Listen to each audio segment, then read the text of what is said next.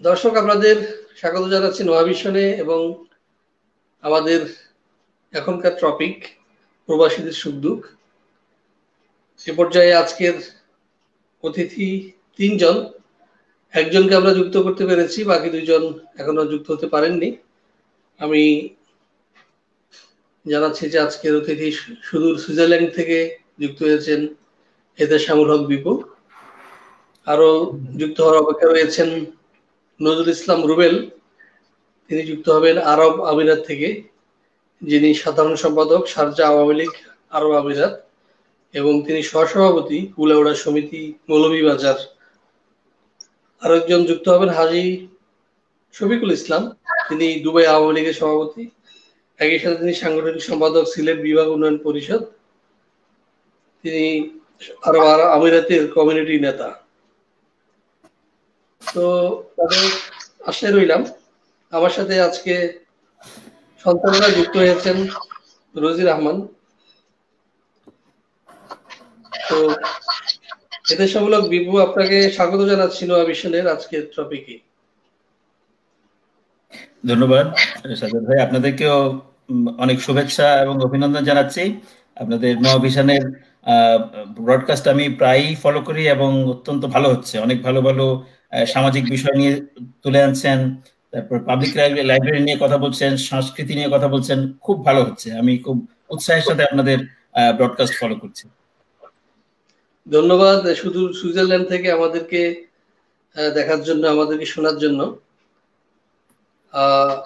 দর্শক, আমি একটু বলে রাখি, এতেশামুল হক বিপু আমাদের নোয়াখালীর সন্তান। তিনি নোয়াখালী জিলা স্কুল, সর্বশেষ ঢাকায় নটরডেম কলেজ এবং ঢাকা বিশ্ববিদ্যালয়ে ফরেন অ্যাফেয়ার্স নিয়ে পড়েছেন। আমার সাথে তার সখ্য সেই ছাত্র জীবন থেকেই। অত্যন্ত মেধাবী একজন ছাত্র ছিলেন এবং আমার কাছে তখনই মনে হয়েছে যে সে একদিন অনেক বড় হবে এবং বাংলাদেশকে কিছু দিতে পারবে। আমি খুব আশাবাদী ছিলাম এবং আমি জেনে খুব খুশি যে সে আজকে বাংলাদেশ সরকারের গুরুত্বপূর্ণ দায়িত্ব রয়েছেন এবং এর বাইরে বিশ্বব্যাংকের সাথে যুক্ত, বিশ্বব্যাংকের কর্মসূচি নিয়ে সুইজারল্যান্ডে অবস্থান করছেন। তো তাকে ঠিক আমরা প্রবাসী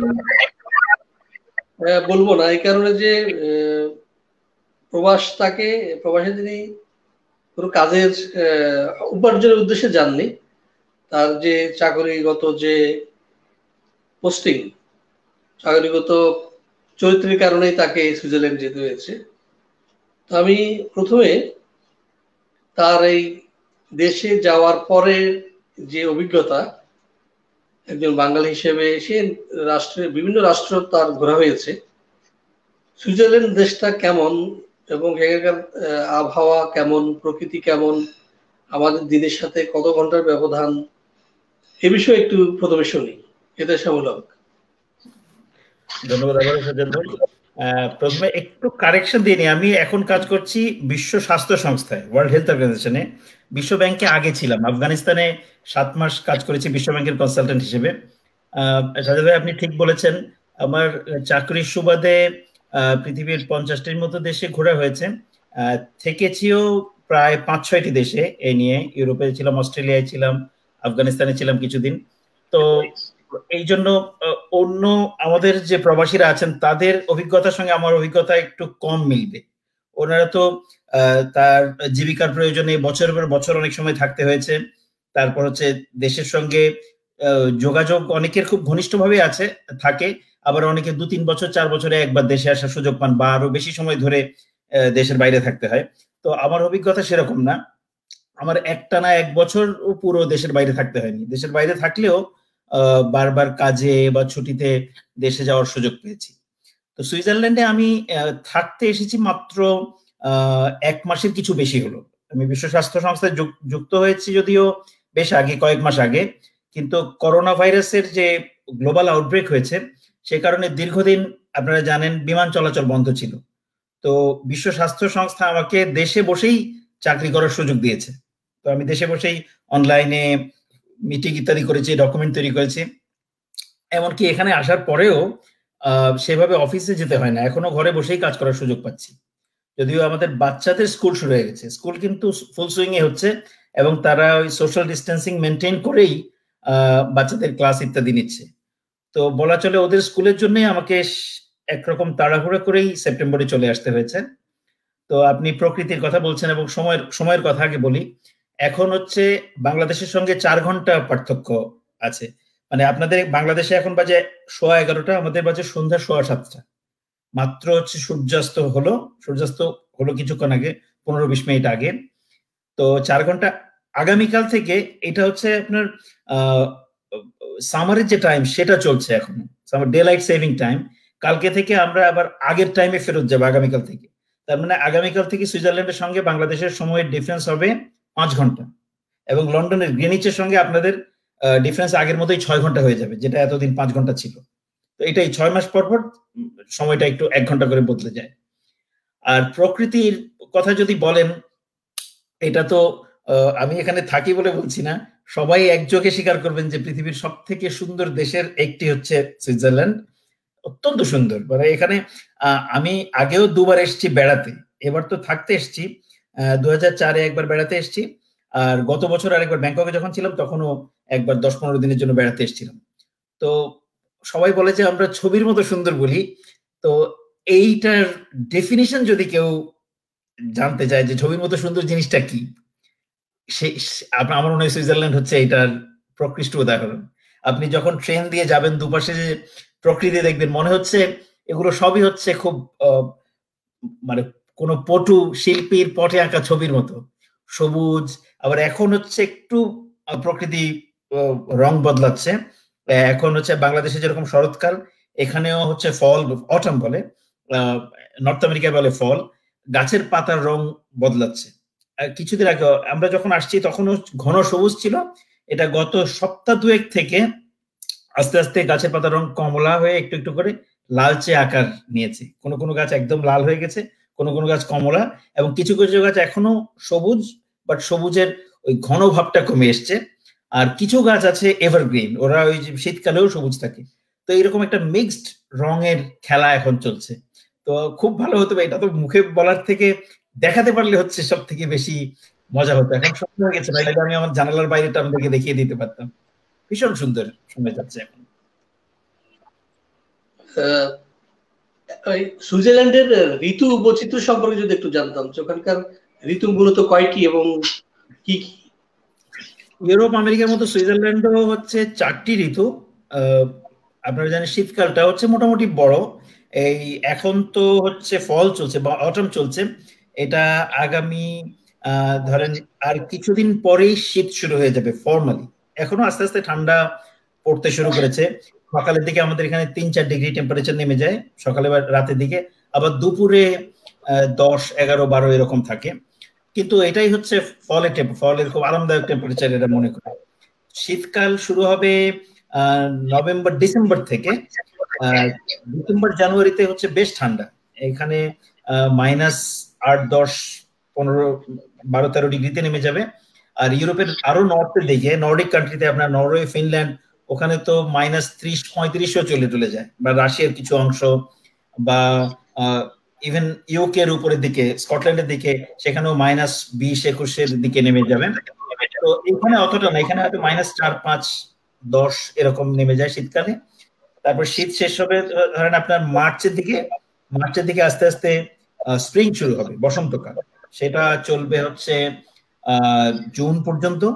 জুন জুলাই পর থেকে হচ্ছে গরমকাল শুরু হবে, গরমকাল। এবং সেটা এই যে গরমকাল জুন জুলাই থেকে শুরু হয়ে সেপ্টেম্বরের দিকে শেষ হবে, এবং সেপ্টেম্বর অক্টোবরের দিকে হচ্ছে ফল, ওই আবার আমাদের অটম বা শরৎকাল চলতে থাকবে। এইভাবে 4টি মূলত ঋতু, এবং এর মধ্যে সবাই বলে স্প্রিং এবং সামার হচ্ছে সব থেকে বেশি আরামদায়ক। শীতের দেশে ওরা সামার খুব পছন্দ করে, এবং সামারের দিনের দৈর্ঘ্য অনেক বেশি থাকে। কিছুদিন আগে আমরা যখন এসেছি সেপ্টেম্বর মাসে, তখনও সন্ধ্যা হতো 8:30 প্রায়, মানে দিন 8:30 পর্যন্ত সূর্য থাকতো। এখন তো 6টা, 6:30 অন্ধকার হয়ে যায়, বা ডেলাইট সেভিংস টাইম শেষ হয়ে গেলে আরো 1 ঘন্টা এগিয়ে যাবে। কিন্তু গরমকালে কোনো কোনো সময় ইউরোপের কোনো এলাকায় 10টা, 10:30 পর্যন্ত দিনের আলো থাকে, এবং যেটা খুবই উপভোগ্য। দিনটা এই সুন্দর প্রকৃতি, আপনি দিনের একটা বড় অংশ ধরে উপভোগ করা যায়। আর ডে লাইট সেভিং এর জন্য 1 ঘন্টা এগিয়ে যাওয়ায় অফিস ধরেন যদি কারো 4টা বা 5টায় শেষ হয়, 5টা থেকে 10টা পর্যন্ত কেউ চাইলে অফিস শেষ করে এসেও একটু ঘুরে বেড়ানো যায়, বাচ্চাদের নিয়ে ঘর থেকে বেরোনো যায়, এবং এটা প্রায় সপ্তাহে 7 দিন, বেশ উপভোগ্য থাকে। আচ্ছা বিপু, যতদূর আমি আমার একটা জানার ইচ্ছা আর কি, এটা আমার দর্শকও নিশ্চয় জেনে তাদের ভালো লাগবে, কিছু কিছু বিষয় অনেকের অজানা। সুইজারল্যান্ডের প্রকৃতি সম্পর্কে জানলাম, সেখানকার মানুষ, শিক্ষার হার, তাদের ভাষা, ধর্ম, এসব বিষয়ে যতটুকু জানা যায় আর কি তোমার কাছ থেকে। আচ্ছা, একদম কাগজের কলমে কে আছে খুব নিখুঁত ভাবে হয়তো বলতে পারবো না, বাট আমি আমার লাইফ থেকে, প্রকৃতি থেকে, আশেপাশের মানুষ থেকে যেটা দেখেছি, বা স্ট্যাটিস্টিক্স এখন চেক করিনি, আপনাকে একদম স্ট্যাটিস্টিক্যালি বলতে পারবো না, কিন্তু মোটামুটি একটা ধারণা দিতে পারবো। আমি যে শহরে থাকি এটা হচ্ছে জেনেভা। এটা একটা খুবই কসমোপলিটন টাইপ শহর। এখানে জাতিসংঘের অনেকগুলো সংস্থার সদর দপ্তর আছে এখানে। এছাড়া হচ্ছে জাতিসংঘ ছাড়াও আন্তর্জাতিক অনেকগুলো সংস্থা, ওয়ার্ল্ড ট্রেড অর্গানাইজেশনের সদর দপ্তর আছে, এরকম অনেক বড় সংস্থার সদর দপ্তর থাকার কারণে এই শহরের মানুষজন হচ্ছে বিভিন্ন দেশের মানুষই বেশি, এবং এখানে 49% হচ্ছে সুইস। সুইস জনসংখ্যার থেকেও বেশি হচ্ছে বিদেশিরা এখানে থাকে। তো এই জন্য এই শহরটা হচ্ছে সম্ভবত পৃথিবীর সব থেকে বেশি আন্তর্জাতিক শহর। এত বেশি বিদেশি একটা শহরে পৃথিবীর আর কোথাও নাই। তো সেই কারণে বলা হয় মানে জেনেভা শহরটা যতটা না সুইসদের, তার থেকে বেশি আমাদের বিদেশিদের। এখানে রাস্তায় বেরোলে আপনি সুইসের থেকে বেশি হয়তো বিদেশি বেশি দেখবেন। বিদেশি মানে নট দ্যাট যে সবাই আমাদের চামড়ার হবে, ভারতীয় না, একদম কমপ্লিট একটা মিক্সচার। এখানে আপনি এশিয়ান পাবেন, চীনা পাবেন, কোরিয়ান পাবেন, জাপানিজ পাবেন, আবার ইউরোপের অন্যান্য দেশের পাবেন, প্রচুর ফ্রেঞ্চ পাবেন, সুইডিশ পাবেন, আবার ভারতীয় পাবেন, বাংলাদেশি পাবেন, পাকিস্তানিও দেখেছি রাস্তায়। একটা কমপ্লিট মিক্স, মানে এটা একটা অত্যন্ত ইন্টারেস্টিং একটা শহর। এবং আমরা যখন সকালে আমাদের বাচ্চাদেরকে নিয়ে স্কুলে যাই এবং যখন দুপুরে ফেরত নিয়ে আসি, তখন দেখি একটা মনে হচ্ছে একটা গ্লোবাল সিটিতে, গ্লোবাল স্কুলের সামনে দাঁড়িয়ে আছি, যেখানে আপনি 10 জনের চেহারা থেকে তাকালে দেখবেন 10 জন 10 রকম, মানে একরকম 2 জন বা 3 জনের বেশি না। এটা একটা অসাধারণ জিনিস। আর ধর্মের কথা যদি বলেন, ইউরোপের অনেক দেশে স্ট্যাটিস্টিক্স যাই বলো, ধর্ম বিশ্বাস তেমন বেশি নাই। আমি চেক রিপাবলিকে গত বছর বেড়াতে গিয়েছিলাম, ওইখানে হচ্ছে 90% মানুষ হচ্ছে কোনো ধর্ম নাই, মানে এরা ঠিক নিজেদেরকে অ্যাথেইস্ট বলে না, বলে নো রিলিজিয়ান। তো সুইজারল্যান্ডে একটা বড় অংশ নো রিলিজিয়ান, একটা বড় অংশ খ্রিস্টান। এর বাইরে অন্য ধর্মের খুব গুরুত্বপূর্ণ প্রেজেন্স নাই। ধরেন মুসলমান আছে সম্ভবত জেনেভায় আছে 5%, পুরো সুইজারল্যান্ডে আর একটু বেশি হতে পারে। ফ্রান্সে আবার অনেক মুসলিম আছে, ফ্রান্সে একটা বড় অংশ 6-7% বা একটু বেশি হতে পারে, বাট সুইজারল্যান্ডে সংখ্যাটা একটু কম। এবং গতকাল আমি মসজিদে নামাজ পড়তে গিয়েছিলাম, মসজিদও হচ্ছে মাত্র জুমার নামাজ হয় সম্ভবত 2টা মসজিদ, এবং এগুলো বেশ দূরে দূরে, মানে বাংলাদেশের মতো চাইলেই এত কাছে জুমার নামাজ পড়তে যাওয়ার সুযোগটা এখানে নাই। আমার যেতে হয় বেশ 30-35 মিনিটের রাস্তা। তো মুসলমানদের জন্য যে লাইফ খুব ইন্টারেস্টিং তা কিন্তু না। আমি হালাল মাংস কিনতে গেলে আমাকে যেতে হয় ফ্রান্সে যেতে হয়। ফ্রান্স এখান থেকে খুব কাছে, যদি আমার 10-15 মিনিট ড্রাইভ করলে ফ্রান্সে গিয়ে হালাল মাংস কিনে আনতে হয়। তো একটু অন্যরকম আর কি। এটা ঠিক মানে অন্য মুসলিম দেশগুলোতে আমাদের লাইফ যেরকম, বা আমাদের অন্যান্য অনেক দেশে প্রচুর বাঙালি, একটা বাঙালি কমিউনিটির সঙ্গে থাকা যায়। এমনকি লন্ডনে, নিউ ইয়র্কে বুঝতেই পারবেন না যে অন্য দেশে আছেন, মনে হবে আমরা বাংলাদেশের সব পরিচিত জন, আত্মীয় স্বজন, বন্ধু বান্ধবের মধ্যেই আছি। এখানে সেই সুযোগটা খুব একটা পাইনি। ধন্যবাদ। তোমার সাথে মানে আড্ডার যে একটা সুযোগ হয়েছে, এই জন্য আমার কিছু মানে প্রশ্ন এটা আমার জানতে ইচ্ছে করছে আর কি। এর মধ্যে একটা হচ্ছে যে তোমার বিভিন্ন দেশে ঘোরার একটা সুযোগ হয়েছে। আমার কাছে কখনো কোনো প্রশ্নটা জাগতো, এখন তোমার কাছে উত্তরটা আছে কিনা আমি জানি না, তারপর তোমার কাছে আমি রাখছি। সেটা হলো যে বিশ্বের বড় বড় শান্তি সম্মেলন, চুক্তি, এগুলো জেনেভায় কেন হচ্ছে? লাইক আফগানিস্তানের সাথে আমেরিকানদের চুক্তি, তালেবানদের চুক্তি, বা ইরানের সাথে ইরাকের চুক্তি, বা ইরাকের সাথে আমেরিকার চুক্তি, বা রাশিয়ার সাথে আমেরিকার চুক্তিগুলো, বড় বড় ইন্টারন্যাশনাল যে ডিল, এই ডিলগুলো জেনেভাকে কেন বেছে নেয় তারা? এটা তোমার খুব ইন্টারেস্টিং। এটা আমি জেনেভায় থাকি বলে যে জানি তা না, আমি আন্তর্জাতিক সম্পর্কের ছাত্র হিসেবে এটা কিছুটা জানি, তো সেখান থেকে জবাবটা দেওয়ার চেষ্টা করি। তো সুইজারল্যান্ড হচ্ছে একটা নিরপেক্ষ দেশ। প্রথম বিশ্বযুদ্ধ, দ্বিতীয় বিশ্বযুদ্ধ যখন সবগুলো দেশ আপনার পারস্পর পুরো বিশ্ব দুই ভাগ হয়ে যেত এবং সারা বিশ্বের এক অংশ আরেক অংশের সঙ্গে যুদ্ধে লিপ্ত ছিল, সুইজারল্যান্ড এবং বেলজিয়াম এই দুইটা দেশ খুবই ইন্টারেস্টিং দুইটা দেশ। এই দুইটা দেশ হচ্ছে তখনও কিন্তু নিরপেক্ষতা বজায় রেখেছে এবং তখন থেকে এখন পর্যন্ত নিরপেক্ষতা বজায় রেখেছে, এবং সেই কারণে সুইজারল্যান্ড কিন্তু ইউরোপিয়ান ইউনিয়নেরও অংশ না। আমাদের এখানে কিন্তু ইউরো চলে না, চলে সুইস ফ্রাঙ্ক। বেলজিয়াম যদি ইউরোপিয়ান ইউনিয়নের অংশ, কিন্তু বেলজিয়ামও মোটামুটি নিরপেক্ষতা বজায় রেখেছে। তো সুইজারল্যান্ড এবং বেলজিয়াম তাদের অবস্থানগত কারণে, যেহেতু আমাদের এক পাশে হচ্ছে ফ্রান্স, আরেক পাশে জার্মানি, আর একটু দূরে হচ্ছে ইউকে, যুক্তরাজ্য, এই তিন পরাশক্তির মাঝে যদি টিকে থাকতে হয় তাহলে খুব কৌশলের সাথে নিরপেক্ষতা বজায় রেখে টিকে থাকতে হয়, এবং সেই জিনিসটা বেলজিয়াম এবং সুইজারল্যান্ড খুব ভালোভাবে মেনটেন করে গেছে। সেই জন্য আপনি জানেন ইউরোপের বেলজিয়াম খুব গুরুত্বপূর্ণ দেশ না হলেও সেখানে ইউরোপিয়ান ইউনিয়নের সদর দপ্তর, ন্যাটোর সদর দপ্তর হচ্ছে বেলজিয়ামে। একইভাবে সুইজারল্যান্ড খুব বড় ইকোনমি কিছু না, কিন্তু জাতিসংঘের অনেকগুলো গুরুত্বপূর্ণ সংস্থার সদর দপ্তর সুইজারল্যান্ড, তারা আপনার ইউরোপিয়ান ইউনিয়নের অংশ না। এই নিরপেক্ষতার কারণেই, এই নিরপেক্ষতা ধরে রাখার যে পররাষ্ট্রনীতি, সে কারণেই বিশ্বের অনেকগুলো দেশ এবং অনেকগুলো গুরুত্বপূর্ণ শান্তি চুক্তির জন্য সুইজারল্যান্ডকে এবং মোর স্পেসিফিকলি জেনেভাকে বেছে নিয়েছে। কিন্তু এখানে জাতিসংঘেরও প্রেজেন্স আছে, জাতিসংঘ অনেকগুলো বিষয়ে মধ্যস্থতা করেছে, সেখানে জাতিসংঘেরও যেহেতু প্রেজেন্স আছে এবং যেহেতু এই শহরটি নিরপেক্ষ, সেই কারণেই এখানে অনেকগুলো চুক্তি স্বাক্ষরিত হয়েছে। ধন্যবাদ। আসলে আমার এই অনেক দিনের মনে জমা রাখা একটা প্রশ্ন, আমি আসলে খুঁজছিলাম যে কাকে করব। আমার মনে হয় যে আমি যথাস্থানে প্রশ্নটা করেছি এবং উত্তরটা পেয়েছি। আমি জানি না সঠিকভাবে দিতে পারলাম কিনা। একদম এক্স্যাক্টলি আমার কাছে তাই মনে হয়েছে যে আমরা আন্তর্জাতিক কোনো সংঘাতে জেনেভাকে কখনো বা সুইজারল্যান্ডকে যুক্ত হতে দেখিনি। যেমন নরওয়েকে শান্তি বা অন্যান্য নোবেলের জন্য নরওয়ে থেকে নোবেল গুলো দেওয়া হচ্ছে, নরওয়েকে আমরা এমনি ভাবে দেখি না যে আন্তর্জাতিক কোনো বিবাদে জড়িয়ে পড়তে। তো বিপু 50টির মতো অধিক রাষ্ট্র ঘোরা হয়েছে, এটা বড় অভিজ্ঞতা। কোনো এক সময় হয়তো তুমি বই লিখতে বসে যাবা, কোন দেশে কি দেখলা, কি কালচার, কি সংস্কৃতি। তো আমি এবার আমাদের স্বার্থ সংশ্লিষ্ট কিছু বিষয়ে অবতারণা করব, কারণ তুমি একজন ফরেন অ্যাফেয়ার্স এর স্টুডেন্ট। কারণ তুমি যেভাবে মূল্যায়ন করবে, অন্যরা মূল্যায়ন করবে ভিন্নভাবে, কিন্তু আমি মনে করি যে এতে সবার কাছ থেকে আমরা উচ্চমানের কিছু উত্তর পাবো। আমার সারা বিশ্বে আমরা বাঙালিরা ছড়িয়ে আছি এবং আমাদের রেমিটেন্সের একটা বড় অংশ কিন্তু আসে এই প্রবাস থেকে, এবং আমাদের যে ফরেন রিজার্ভ এটা দিন দিন বৃদ্ধি হচ্ছে ডিউ টু ফরেন রেমিটেন্স।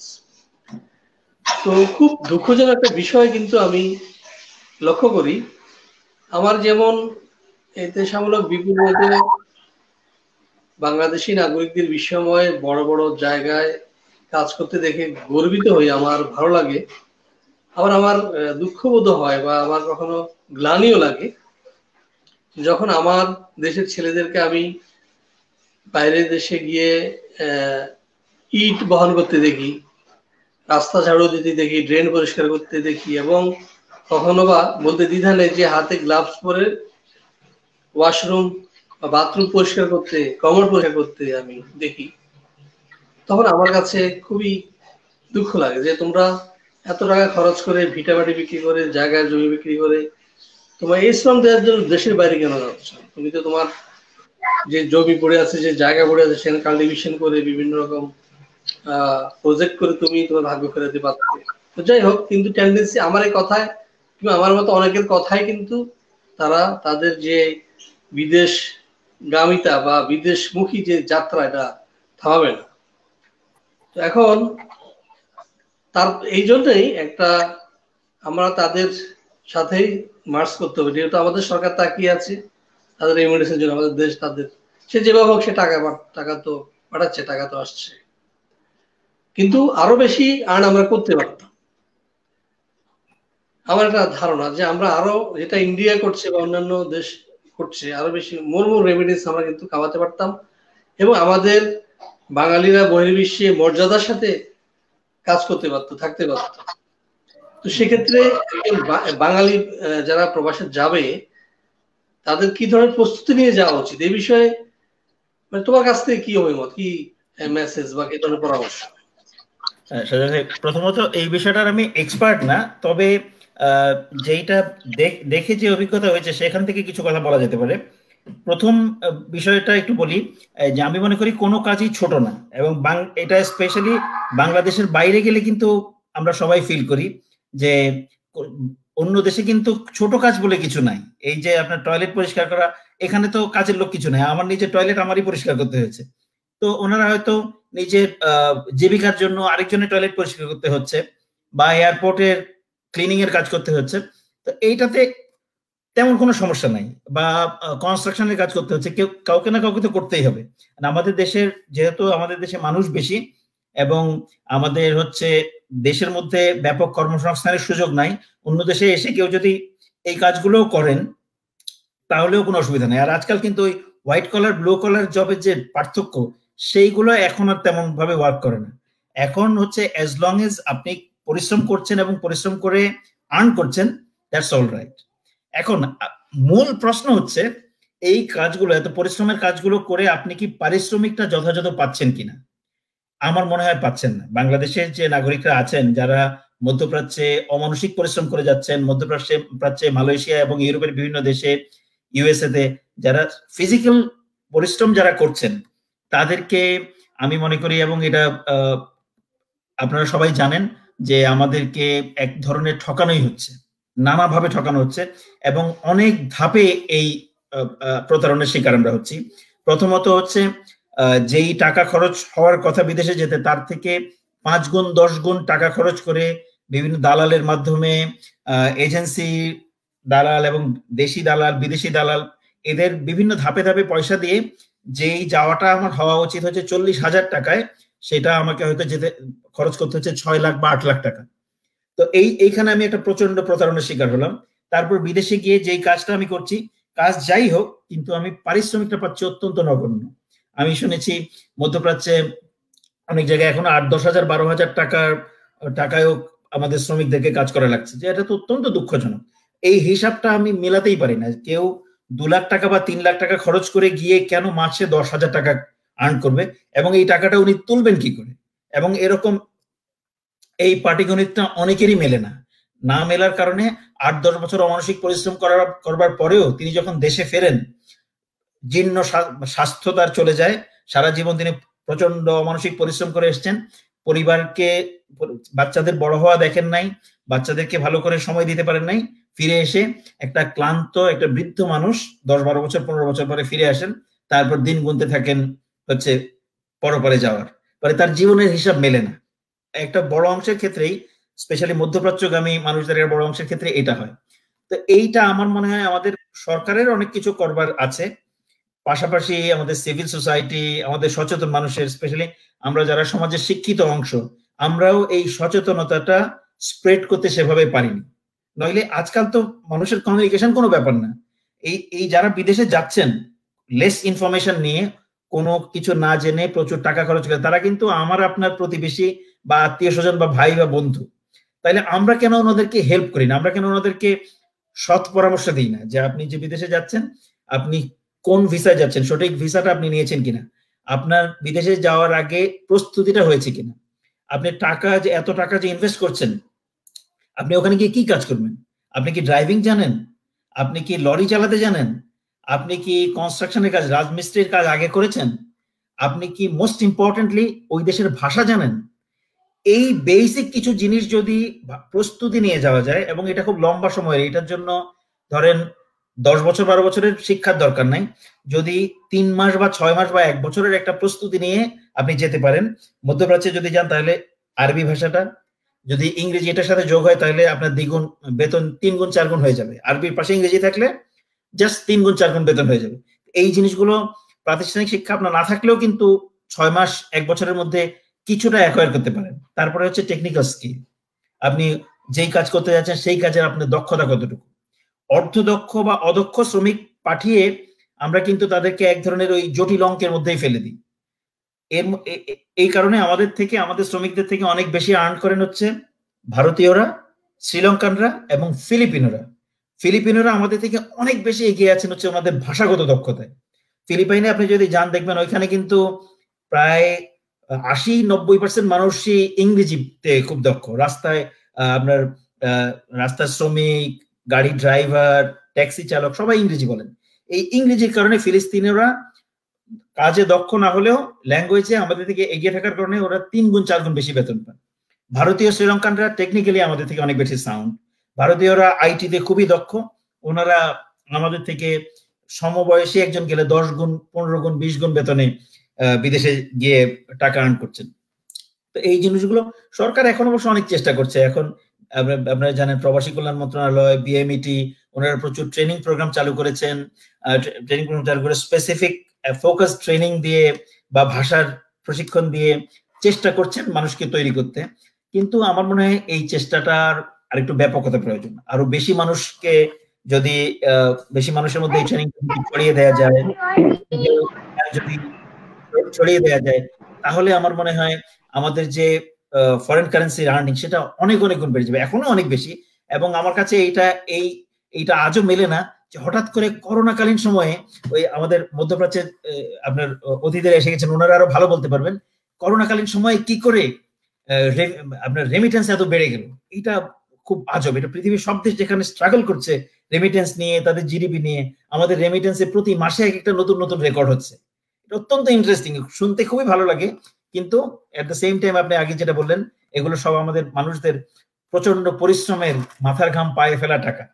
তো এইটা সঠিক কাজে লাগলো কিনা, দেশের উন্নয়নে লাগলো কিনা, এইটাও বোধহয় একটু ভেবে দেখার দরকার আছে।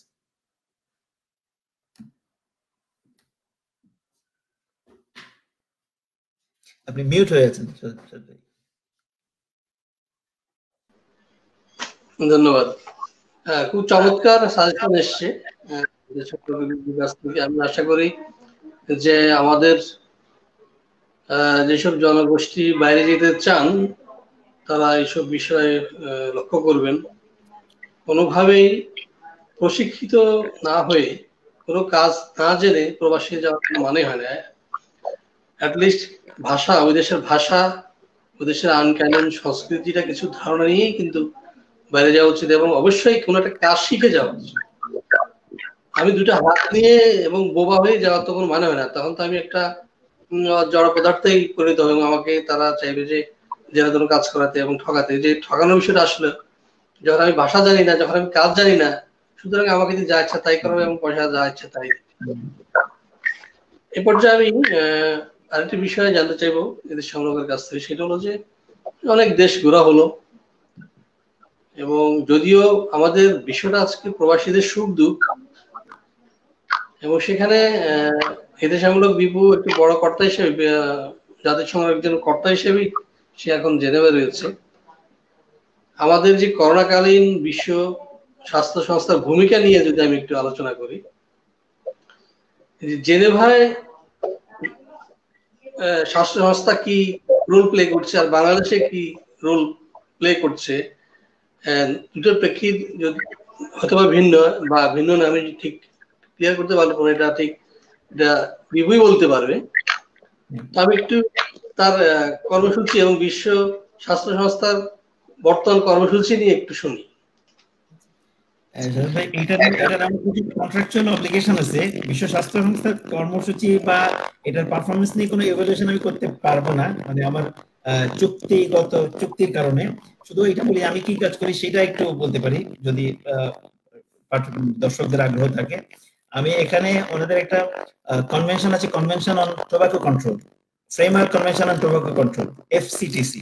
সেই কনভেনশনের সেক্রেটারিয়েট আছে জেনেভায়, ওই WHO এর অফিসেই আমাদের অফিস। সেই কনভেনশন আমরা 28 জন স্টাফ এই কনভেনশনটার বিভিন্ন দিক দেখাশোনা করি।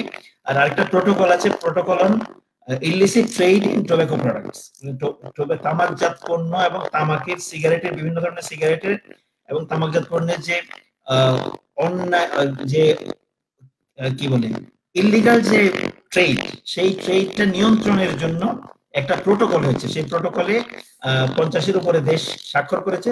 আমি স্পেসিফিক্যালি হচ্ছে এই প্রোটোকলটার ইলিগাল ট্রেড এবং কাস্টমস ম্যানেজমেন্ট বিষয়ের দায়িত্বপ্রাপ্ত।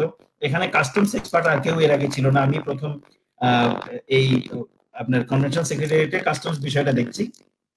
এবং সেই প্রোটোকলের বিভিন্ন দেশকে টোব্যাকো কন্ট্রোল এবং টোব্যাকো ইলিসিট ট্রেডটা কিভাবে কন্ট্রোল করা যাবে, এগুলোর পলিসি কি হবে, তারপরে বিভিন্ন দেশের কাস্টমস অফিসারদেরকে, হেলথ মিনিস্ট্রি অফিসারদেরকে আমরা ট্রেনিং দেই। এখন তো অনলাইনেই দিচ্ছি, যখন পরিস্থিতি স্বাভাবিক হবে তখন ফিজিক্যালি গিয়ে ট্রেনিং দিব। তারপরে প্রতি 2 বছর অন্তর আমাদের একটা মিটিং অফ পার্টিস হয়, কনফারেন্স হয়, সেখানে প্রোটোকলে যারা পার্টি, যেসব কনফারেন্স কন্ট্রাক্টিং পার্টিস আছে দেশগুলোর, ওনাদের স্বাস্থ্য মন্ত্রণালয়ের প্রতিনিধিরা এবং কাস্টমসের প্রতিনিধিরা ওই মিটিং এ অ্যাটেন্ড করবেন। আগামী বছর আমাদের মিটিংটা হবে নেদারল্যান্ডসে, আমস্টারডামে, এবার 2 বছর পর পর। আর আমাদের যে কনভেনশনটা আছে সেটারও 2 বছর পর পর মিটিং হয়। তো কনভেনশনটা হচ্ছে টোব্যাকো ওভারঅল ব্যাপক অন্যান্য দিকগুলো নিয়ে, আর প্রোটোকলটা হচ্ছে স্পেসিফিক্যালি ট্রেড এন্ড কাস্টমস, মানে মোর স্পেসিফিক্যালি স্মাগলিং, টোব্যাকো যে স্মাগলিং সেটার ইনভেস্টিগেশন, সেটার হচ্ছে ইনফরমেশন শেয়ারিং, এগুলোর ক্ষেত্রে বিভিন্ন দেশকে সহায়তা করাই হচ্ছে আমাদের এখানকার কাজ।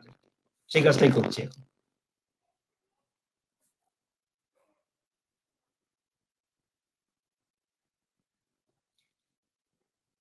মিউট হয়েছে। থ্যাংক ইউ বিপু আমাকে অ্যালার্ট করার জন্য। নজরুল ইসলাম রুহেল আরব আমিরাত থেকে যুক্ত হয়েছেন, যিনি শারজাহ আওয়ামী লীগ এর সাধারণ সম্পাদক এবং সহসভাপতি কুলাউড়া সমিতি মৌলভীবাজার। নজরুল ইসলাম, আপনি কি আমাকে শুনতে পাচ্ছেন?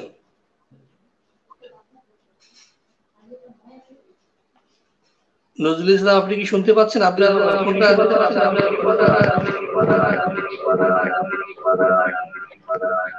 জি জি জি, আসসালামু আলাইকুম। আপনার কথাটা প্রতিধ্বনিত হচ্ছে, জানি না কেন। জি, আপনার কথা স্পষ্টভাবে আমি শুনতে পাচ্ছি না। কি বলছেন বলেন। কি আছে যে কারণে কথাগুলো প্রতিধ্বনিত হচ্ছে?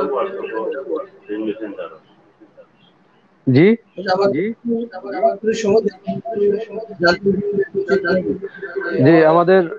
জি, আমাদের সাথে হাজী শফিকুল ইসলাম সাহেব এই মুহূর্তে যোগ দিয়েছেন, এবং আমি প্রথমেই আপনাকে এবং ইখতেশামুল হক সাহেবকে আমার ব্যক্তিগত পক্ষ থেকে এবং সংযুক্ত আরব আমিরাতের প্রত্যেক প্রবাসীর পক্ষ থেকে সালাম এবং শুভেচ্ছা। আপনারা কেমন আছেন? আমরা ভালো আছি, আপনাকেও শুভেচ্ছা। পরবর্তী বর্তমান অবস্থা সম্পর্কে আমাদের একটু জানতে, কেমন আছে? আপনার কথাটা আমি স্পষ্টভাবে মানে শুনতে পারি নাই। করোনা পরবর্তী সময়ে কেমন আছে আমাদের? জি জি জি জি, আসলে আপনারা জানেন এই যে কোভিড-19 আমাদের প্রবাসে, বিশেষ করে সংযুক্ত আরব আমিরাতে যারা বসবাস করেন আমার বাঙালি ভাইয়েরা, এখানে এ ব্যাপারে অত্যন্ত সুন্দরভাবে বলবেন হাজী শফিকুল ইসলাম সাহেব, তবু আমি একটু আপনাদের সাথে শেয়ার করি। কারণ সারা বিশ্ব যখন আতঙ্কিত এই মহামারীর কারণে, আমাদের প্রবাসীরা বাঙালিরা অনেকেই আছে, কারণ কারো বেতন ছিল 800 দিরহাম, কারো বেতন 700 দিরহাম, কারো বেতন 1200 দিরহাম, কারো বেতন 1400-1500 দিরহাম। কিন্তু এই করোনার সময় কোনো কাজ কাম নাই, অনেকেই ঘরের মধ্যে বসেছিলেন, অনেকেই হাহাকারের মধ্যে তাদের জীবনযাপন কাটিয়েছে। এই অবস্থাতে এখানে সংযুক্ত আরব আমিরাতে যারা রাজনৈতিক ব্যক্তিত্ব এবং কমিটি ব্যক্তিত্ব তারা যার যার অবস্থান থেকে এবং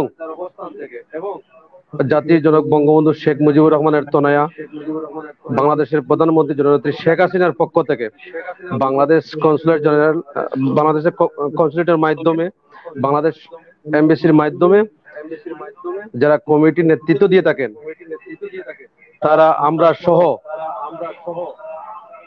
অনেক ত্রাণ ওদের ঘরে ঘরে পৌঁছে দেওয়ার চেষ্টা করেছি এবং করেছেন। এবং অনেকেই আছে আমরা যারা প্রবাসে থাকি, হয়তো আমি আপনার সাথে আরেকটা কথা শেয়ার করি, কারণ সবাই মানে প্রথম থেকে ব্যবসায়ী হয় না, কারণ কেউ এখানে আজ থেকে 30 থেকে 25 বছর আগে এখানে এসেছে, এরপরে হয়তো তার কর্মফলে একটা ব্যবসা প্রতিষ্ঠানের মালিক হয়েছেন, কিন্তু এই পর্যন্ত অনেক ব্যবসায়ী আছে সংযুক্ত আরব আমিরাতে বসবাস, ওরাও কিন্তু যার যার অবস্থান থেকে যারা অসহায় এবং যারা নিম্ন আয়ের প্রবাসীরা আছে তাদের প্রত্যেকের ঘরে ঘরে গিয়ে বাসায় বাসায় গিয়ে ত্রাণ দিয়েছেন।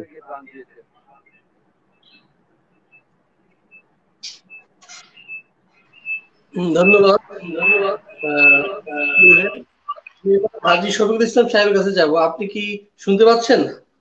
জি, শুনতে পাচ্ছি। আপনাকে নোয়া মিশন অভিনন্দন, আপনি এবং ধন্যবাদ, আপনি সুদূর আরব আমিরাত থেকে আমাদের সাথে যুক্ত হয়েছেন। আপনি একজন কমিউনিটি লিডার, একই সাথে সিলেট বিভাগ উন্নয়ন পরিষদের সাংগঠনিক সম্পাদক।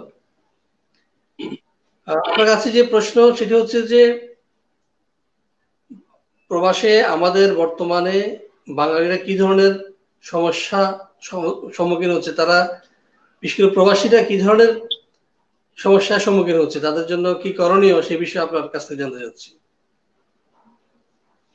ধন্যবাদ আপনাকে, বিশেষ করে সুদূর বাংলাদেশ থেকে আমাকে সংযুক্ত আরব আমিরাতে খুঁজে বের করে আমাকে এই লাইভ টক শোতে সম্পৃক্ত করার জন্য আপনাদেরকে ধন্যবাদ জানাচ্ছি। আমাদের সংযুক্ত আরব আমিরাতে আপনারা জানেন শুধু সংযুক্ত আরব আমিরাত না, টোটাল পৃথিবীতে কোভিড-19 এই করোনা ভাইরাসের মহামারীতে আক্রান্ত বিপর্যস্ত প্রত্যেকটি রাষ্ট্র, তার মধ্যে সংযুক্ত আরব আমিরাতও এর বাহিরে নয়। দীর্ঘদিন সংযুক্ত আরব আমিরাতে এই সাধারণ শ্রমিক যারা প্রবাসীরা আমরা এখানে আছি, দীর্ঘদিন লকডাউনের মধ্যে ছিলাম। বিগত প্রায় 2 থেকে 2.5 মাস হলো লকডাউন উড্ডু করা হয়েছে। এরপরেও সংযুক্ত আরব আমিরাতের রাজধানী আবুধাবি, আপনারা জানেন এই দেশের ক্যাপিটাল স্টেট আবুধাবির সাথে এখন পর্যন্ত বাকি 6টি স্টেটের যোগাযোগ বিচ্ছিন্ন, বর্ডারে এখন পর্যন্ত লকডাউন উড্ডু করা হয়নি। এই রাষ্ট্রটা 2 ভাগে বিভক্ত হয়ে আছে বর্তমানে, এখন পর্যন্ত স্বাভাবিক অবস্থা ফিরে আসেনি। তার মধ্যে আমাদের এই বাংলাদেশি যারা নিম্ন আয়ের, যারা বিভিন্ন কোম্পানিতে জব করত এবং যারা ছোট এবং মাঝারি ব্যবসায়ী, যারা সবচেয়ে ক্ষতিগ্রস্ত হয়েছেন ছোট এবং মাঝারি ধরনের ব্যবসায়ী যারা। তো আজকে আপনারা জানেন সংযুক্ত আরব আমিরাতে দীর্ঘ 8 বছর 2012 সালের আগস্ট মাস থেকে শুরু করে আজকে 2020 সালের অক্টোবর, দীর্ঘ 8 বছরের উপরে এই দেশের ভিসা বন্ধ। এই ভিসা বন্ধ থাকার পরেও এখানে যারা প্রবাসীরা আছে তাদের শ্রম এবং মেধা দিয়ে তারা হাঁটি পাপা করে এই অনেক ব্যবসায়ী এই দেশে প্রতিষ্ঠিত হয়েছেন। এই করোনা মহামারী লকডাউনের পরেও চোখে পড়ার মতো বাংলাদেশিরা এখানে বিভিন্ন ধরনের ব্যবসা প্রতিষ্ঠান নতুনভাবে তারা আশায় বুক বেঁধে নতুনভাবে ব্যবসা প্রতিষ্ঠান খুলতেছেন। অনেক ব্যবসা গত 2-3 মাসে শত শত নতুন নতুন ব্যবসা ওপেনিং হচ্ছে বাংলাদেশি মালিকানাধীন।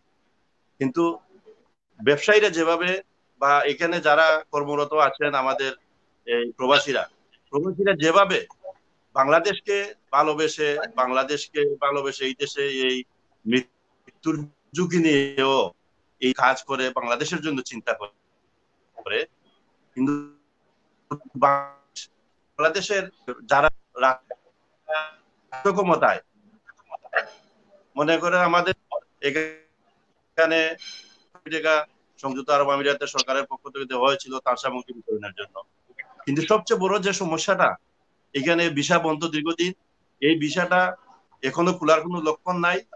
বাংলাদেশের প্রধানমন্ত্রী পর্যায়ের লবিং করার পরেও আমাদের অনেক মন্ত্রী, প্রবাসী কল্যাণ মন্ত্রী, পররাষ্ট্রমন্ত্রী, অনেক মন্ত্রী মহোদয়রা এসে গেছেন, কিন্তু ভিসা খোলার ব্যাপারে আমরা এখনো আমরা আশার বাণী শুনতে পাইনি।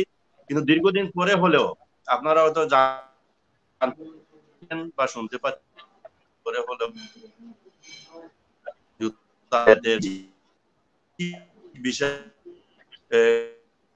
পাচ্ছে, কিন্তু এই লোকগুলোকে বাংলাদেশে আসার ক্ষেত্রে, বাংলাদেশ থেকে দুবাই আসার ক্ষেত্রে আমরা দুবাই গভর্নমেন্টকে আমি ধন্যবাদ এবং কৃতজ্ঞতা জানাই।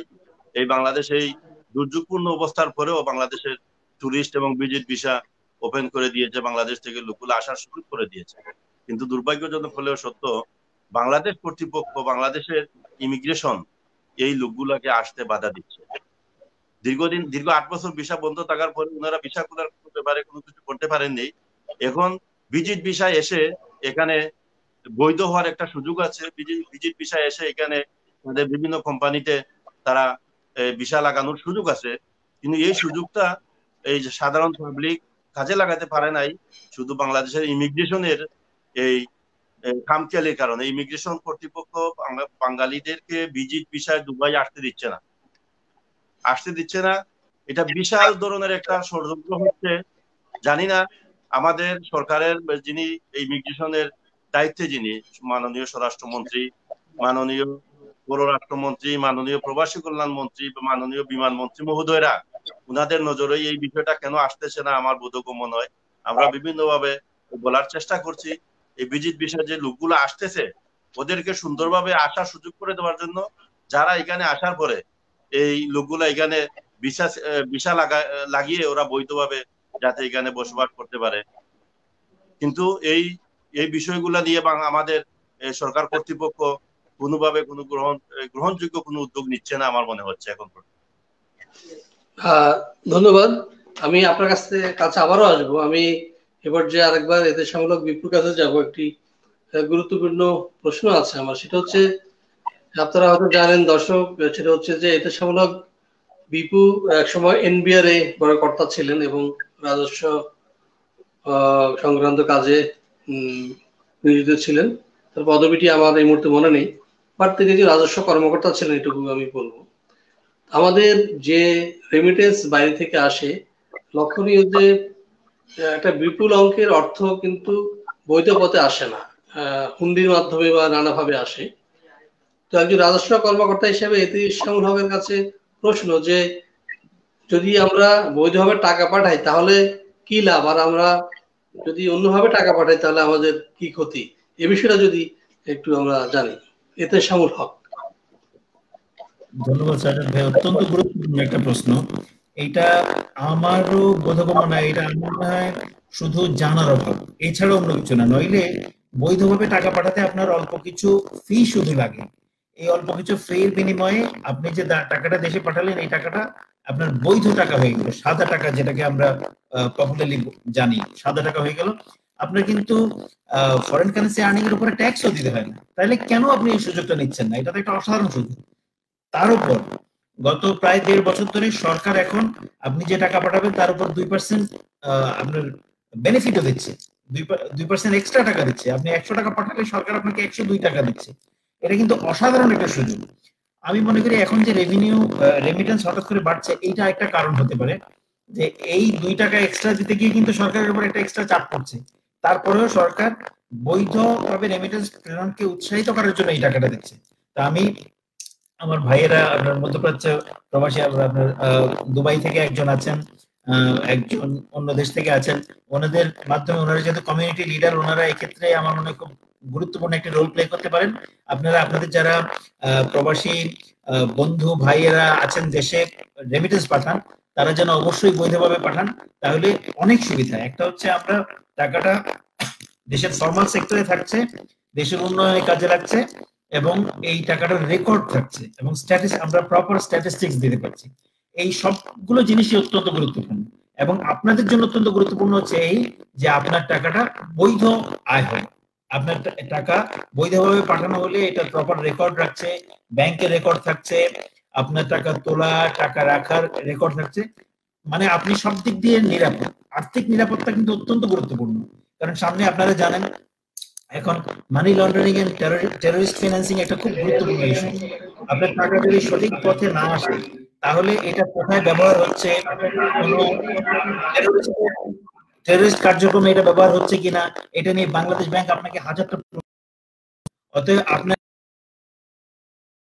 এবং নিজের সার্বিক নিরাপত্তার জন্য আপনার বৈধ পথটা অবশ্যই ফলো করা উচিত। এবং বৈধ পথ ফলো করার মাধ্যমে সরকার যে ইনসেন্টিভ দিচ্ছে সেটা গ্রহণ করার জন্য আমি আপনাদেরকে আমন্ত্রণ জানাচ্ছি। তাতে আপনাদের জন্য ভালো এবং আমাদের অর্থনীতির জন্য ভালো, দেশের জন্য ভালো। এটা একটা অসাধারণ উইন উইন সিচুয়েশন হবে যদি আমরা সবাই বৈধ পথে টাকাটা পাই। ধন্যবাদ এহতেশামুল হক। আমি আবার শফিকুল ইসলাম ভাইয়ের কাছে যাব। শফিকুল ইসলাম সাহেব, আপনি শুধুমাত্র একজন প্রবাসী নন, আপনি একজন কমিউনিটি লিডার এবং রাজনৈতিক দলের সাথে যুক্ত। এই যে একটু আগে যে প্রসঙ্গটি আমরা উঠিয়েছি সেটা হলো যে বৈধ পথে রেমিটেন্স পাঠানো। তো এক্ষেত্রে আপনার যে কমিউনিটি, অর্থাৎ আরব আমিরাতে যারা রয়েছেন, বিশেষ করে দুবাইতে যারা রয়েছেন, আপনার প্রবাসী ভাইরা, আপনি যাদের নেতা, তাদের প্র্যাকটিস সম্পর্কে যদি একটু বলতেন, তারা কিভাবে টাকা পাঠান বা বৈধ পথে বা ঘুন্ডি পথে, এ বিষয়ে আপনার খুব ভালো জানার কথা, এবং তাদের সম্পর্কে আপনার বক্তব্য আমরা শুনবো। জনাব শফিকুল ইসলাম। ধন্যবাদ আপনাকে। আমি খুব ধন্যবাদ জানাচ্ছি আমাদের ইহতেশামুল হোসেন সাহেবকে। আসলে আপনারা অবশ্যই জানলে খুশি হবেন, হুন্ডির বিরুদ্ধে এবং বৈধ পথে বাংলাদেশে টাকা পাঠানোর জন্য কমিউনিটি এখানে প্রবাসীদেরকে উৎসাহ দেওয়ার জন্য সবচেয়ে বেশি কাজ করেছে মিডল ইস্টের মধ্যে দুবাই কমিউনিটির নেতৃবৃন্দ, সংযুক্ত আরব আমিরাতের কমিউনিটির নেতৃবৃন্দ। এবং যে আজকে বাংলাদেশ সরকার যে 2% প্রণোদনা দিচ্ছেন, এই 2% প্রণোদনার প্রস্তাবটাও সংযুক্ত আরব আমিরাতের কমিউনিটির নেতৃবৃন্দের পক্ষ থেকে গিয়েছিল। এবং এটা লিখিতভাবে আমরা বাংলাদেশ ব্যাংকের গভর্নর মহোদয় এবং এখানে এই সাথে সম্পৃক্ত যারা প্রবাসী কল্যাণ মন্ত্রণালয় সহ বিভিন্ন মন্ত্রণালয়ে আমরা এখানে আমাদের কমিউনিটির নেতৃবৃন্দরা আবেদন করেছিলেন। আমরা আবেদন করেছিলাম 5% প্রণোদনা দেওয়ার জন্য, কিন্তু সরকার বিভিন্ন দিক বিবেচনা করে 2% প্রণোদনা গ্রহণ করেছেন। সেটারটা কিন্তু সংযুক্ত আরব আমিরাতের কমিউনিটির নেতৃবৃন্দ। আর আপনারা আরেকটি দিক আপনারা লক্ষ্য করবেন, আমাদের এই বহির্বিশ্বে প্রায় 1 কোটির উপরে আমরা বাংলাদেশি প্রবাসীরা আমরা এনআরবি আছি, কিন্তু বাংলাদেশের জনগণ বা বাংলাদেশের গভর্নমেন্ট বলেন বিভিন্ন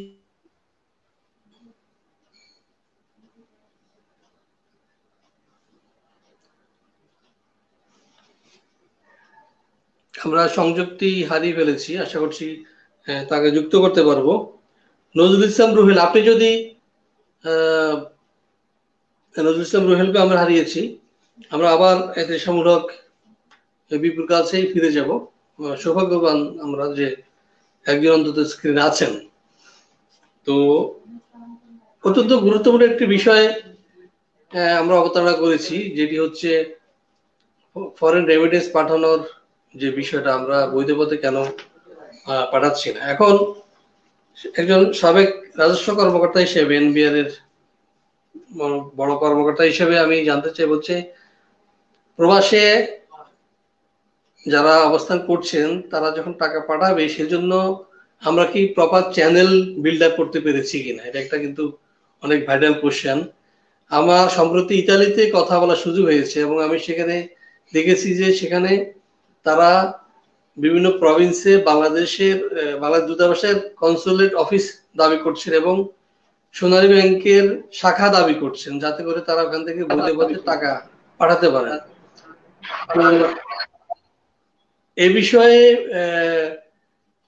যতদিন এহতেশামুল হক বিপু এনবিআর ছিল বা এই অর্থনীতি যারা এটা দেখভাল করার কথা, তারা কতটুকু করেছে বা সিস্টেমটা কেমন পর্যায়ে আছে, যতটুকু আমি উদ্ধার করতে পারি এদের সামনের কাছ থেকে, যদিও সে দীর্ঘ সময় ধরে ওই ট্রেন্ডে নেই। তারপরেও আমি এদের সামনে বিভাগ জানতে চাইবো যে এই বিষয়ে সরকারের পলিসিটা কি বা কোন পর্যায়ে আছি আমরা। প্রথমত কাজটা জাতীয় রাজস্ব কাজটা বাংলাদেশ ব্যাংকের। তো আপনারা জানেন পৃথিবীর অনেক দেশেই ডিপেন্ডিং অন আমাদের প্রবাসীদের প্রেজেন্স সংখ্যা ভিত্তিতে অনেক দেশেই ব্যাংকের ব্রাঞ্চ খোলা হয়। সোনালী ব্যাংকের অফশোর ব্রাঞ্চ আছে এবং এটা সরকার চেষ্টা করছে আরো বেশি ব্রাঞ্চ খোলার জন্য। এবং যেসব দেশে আমাদের ব্রাঞ্চ আছে সেই সব দেশে তো টাকা পাঠানো খুব সহজ, ফি অত্যন্ত সীমিত, অত্যন্ত কম। এখন তো 2% ইনসেন্টিভ যোগ হওয়ার ফলে আপনার যে টাকা খরচ হয় তার থেকে বেশি টাকা লাভ হয়। তো এখন তো হচ্ছে একেবারে স্বর্ণ সময় মানে দেশে প্রপারলি টাকা পাঠানো। তবে এখানে একটা কথা আমি একটু বলে রাখি, এই যে 2% প্রণোদনা, এটা কিন্তু একটা সাময়িক ব্যবস্থা। এটা কিন্তু মানুষকে উৎসাহিত করার জন্য একটা স্পেশাল সুযোগ। এই সুযোগ হয়তো চিরস্থায়ী হবে না। এখন যদি এই প্রশ্নটা একটু আসি যে আমরা যদি মনে করি যে আমরা 2% প্রণোদনার জন্য বৈধ পথে টাকা পাঠাচ্ছি, এটা ঠিক হবে না। যদি 2% প্রণোদনা বন্ধ হয়ে যায় তাহলে কি আমি আবার আমার আগের পথে ফিরে যাব, আবার হুন্ডিতে ফিরে যাব? না, এটা উচিত হবে না। এইটা হচ্ছে পুরো বিষয়টা আপনাকে আপনার আর্থিক নিরাপত্তা, দেশের প্রতি ভালোবাসা, ওই দৃষ্টিকোণ থেকে দেখতে হবে। সাময়িক 2% লাভ আছে কি নেই, এই 2% তো আপনি আর্ন করেন না, সরকার আপনাকে এটা একটা স্পেশাল এক্সট্রা দিচ্ছে। এইটা সবসময় দিতে পারবেন। আপনারা জানেন আমাদের দেশ যে অত্যন্ত ধনী দেশ হিসেবে পরিচিত তা কিন্তু না। তো এই টাকাটা যদি বন্ধ হয়ে যায়, এবং হয়তো কোনো একটা সময়, আমি এটা সরকারি তথ্যের ভিত্তিতে বলছি না, বাট এরকম স্পেশাল সুবিধা কিন্তু চিরন্তন হতে পারে না। একসময় বন্ধ হয়ে গেলেও আমরা যেন আমাদের এই প্র্যাকটিসটা অব্যাহত রাখি, আমরা যেন একইভাবে টাকাটা বৈধ পথে পাঠাতে পারি। এবং আপনাদের যে সরকারের ব্যাংক খোলার বা ব্রাঞ্চ খোলার যে দাবি বিভিন্ন জায়গা থেকে আসছে, এটা অত্যন্ত যৌক্তিক একটা দাবি। এটা সরকার ফেস বাই ফেস চেষ্টা করবে এবং আপনারা আপনাদের দাবিটা যদি যৌক্তিক হয় প্রপার জায়গায় এমবেসির মাধ্যমে তুলে ধরেন। এমবেসির মাধ্যমে বাংলাদেশ ব্যাংকে যদি তোলা হয় এবং বাংলাদেশ ব্যাংক এটা পর্যালোচনা করে দেখবে, যদি এটা যৌক্তিক হয় অবশ্যই, বাট আমাদের সীমাবদ্ধতা আছে। যদি এটা যৌক্তিক হয় এবং আমাদের কস্ট বেনিফিট অ্যানালাইসিস করে যদি এটা রাখার সুযোগ থাকে তাহলে অবশ্যই রাখবে। কিন্তু আমরা চেষ্টা করতে হবে ব্রাঞ্চ থাকুক বা না থাকুক, আমরা যেভাবেই পারি যতটা, ইনফ্যাক্ট ব্রাঞ্চ লাগেও না, ব্রাঞ্চ তো একটা সরকারি ব্যবস্থাপনা। একটা দেশ, একটা কমিউনিটি যদি মোটামুটি বড় একটা কমিউনিটি যদি ওখানে থাকে, তাহলে এই কমিউনিটি নিজেরাই কমিউনিটি নেতৃবৃন্দের মাধ্যমে বৈধ পন্থায় নানান মানি এক্সচেঞ্জ আছে, নানা এখন বিভিন্ন রকম এক্সচেঞ্জ হয়েছে সরকারি যোগাযোগের মাধ্যমে, যদি নিরাপত্তাটা নিশ্চিত করা যায় তাহলে এইভাবে একটা বৈধ চ্যানেলে টাকা পাঠানো যেতে পারে এবং এটা কঠিন কিছু হওয়ার কথা না। এবং অনেক বেশি মানুষ যদি থাকে তাহলে নিশ্চয়ই আপনার টাকা পাঠানোর খরচটা কমে যাবে, আর সরকারি মূল্য তো একেবারেই নগণ্য। ধন্যবাদ শ্যামলক। আমি আবার হাজী শফিকুল ইসলাম সাহেবের কাছে যাব। সেটি হচ্ছে যে কিছুক্ষণ আগে আপনারা আলোচনায় একটি বিষয়ে খুব জোরালোভাবে এসেছে, সেটা হচ্ছে যে যারা ভিসা নিয়ে বা টুরিস্ট ভিসা নিয়ে বা ভিজিট ভিসা নিয়ে আরব আমিরাত যেতে চাচ্ছে, আরব আমিরাত তার ভিসা ওপেন করেছে, কিন্তু আমাদের আমলাতান্ত্রিক জটিলতা রয়েছে। আমি অবশ্যই আপনাদের মাধ্যমে বা সংশ্লিষ্ট দপ্তর এবং ব্যক্তিবর্গের কাছে এই দাবিটা পৌঁছে দেওয়ার চেষ্টা করব বা জানাচ্ছি যে আপনারা অতি সত্বরই ব্যবস্থাটা নেন, যাতে করে আমাদের এই যে সুযোগ, সুবর্ণ সময় এসেছে, এটাকে আমরা কাজে লাগাতে পারি।